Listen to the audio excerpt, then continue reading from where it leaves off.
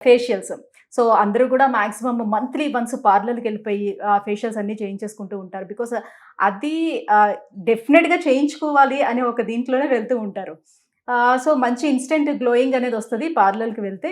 So, ఇప్పుడు క్లినిక్స్‌లోని facials కూడా వచ్చాయి. ఈ ఫేషియల్స్ చేయించుకుంటే చాలా లేట్ రిజల్ట్స్ వస్తాయని. నిజమేనా?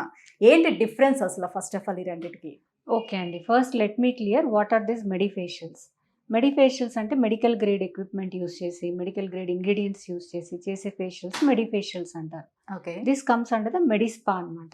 So, these are 100% safe with certified టెక్నాలజీతోని చేయబడతాయి. Under the doctor supervision. So, నార్మల్‌గా మీరు పార్లర్స్‌లో చేయించుకునే ఫేషియల్స్ ఏంటంటే, ద ఇంగ్రీడియెంట్స్ కానియండి, most of the bleaches are chemicals, fragrances కొన్నిసార్లు అయితే స్టెరాయిడ్స్ కూడా యాడ్ చేయబడతాయి. హ్మ్. ఎందుకంటే to give you that instant glow. Instant glow add చేస్తున్నారంటే అందులో ఐదర్ బ్లీచ్ కానీ, స్టెరాయిడ్ కానీ మిక్స్ ఉంటుంది. Hmm. So, generally we don't suggest those. Hmm. These medifacials అనేవేంటంటే దీంట్లో చాలా రకాలుంటాయి. Hydro facial, oxygen facial, photo facial ఇలాగ రకరకాలైన మెడిఫేషియల్స్ ఉంటాయి. పిడిఆర్ఎన్ ఫేషియల్స్, ఎక్సోజోమ్ ఫేషియల్స్ ఇలా ఉంటాయన్నమాట. హ్మ్. సో, ఇవన్నీ గూడా medical grade equipment and medical grade ingredients వాడటం మూలాన సేఫ్టీ వైస్ 100% సేఫ్ ఉంటాయి. అండ్ యెస్, రిజల్ట్స్ కూడా క్విక్కర్ రిజల్ట్స్ వచ్చే లేటెస్ట్ మెడిఫేషియల్స్ చాలా ఉన్నాయన్నమాట.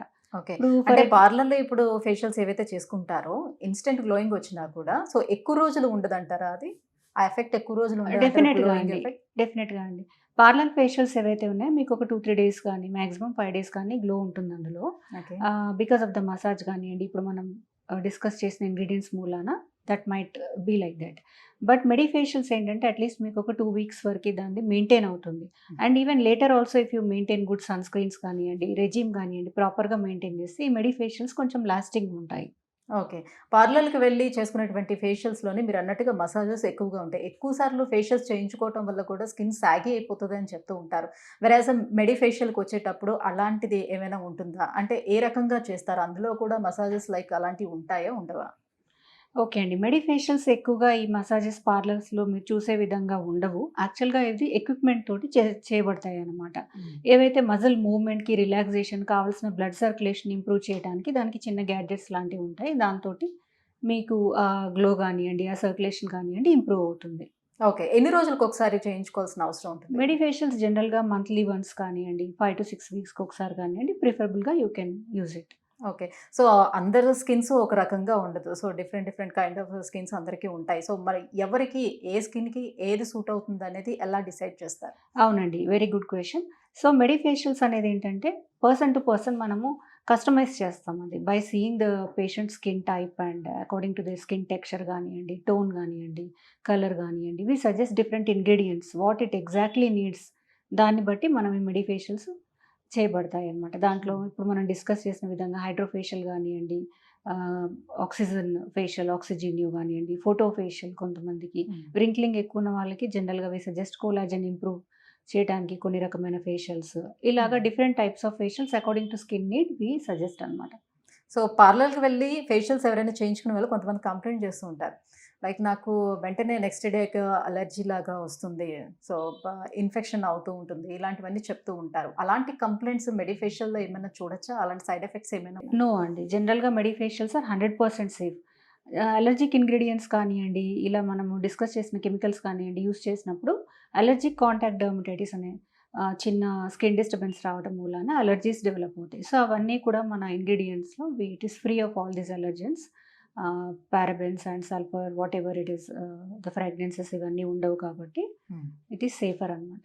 ఓకే. సో, ఇప్పుడు యాక్ని ప్రాబ్లమ్స్ అలాంటివి ఉండేవాళ్ళు కూడా మెడి ఫేషియల్స్ లాంటివి సజెస్ట్ చేయొచ్చంటారా? సో, వాళ్ళు కూడా చేసుకోవడానికి అవకాశం ఉంటుంది. అవునండి. యాక్ని గ్రేడ్ స్కిన్ టైప్‌కి యాక్నీకి సంబంధించిన మెడిఫేషియల్స్ సెపరేట్‌గా ఉంటాయి. హ్మ్. సో, ఇవి ఆయిల్‌ని బ్యాలెన్స్ చేయడము, ఇన్‌ఫ్లమేషన్‌ని తగ్గించడము, హ్మ్. ఆ పస్ కానియండి, అది కానియండి, మేము దాన్ని ఎలిమినేట్ చేసి ఆ డెడ్ స్కిన్ సెల్స్‌ని అన్నిటిని క్లియర్ చేసి యాక్ని తగ్గించడానికి దానికి సంబంధించిన ఇంగ్రీడియెంట్స్ వాడి చేస్తూ ఉంటాం.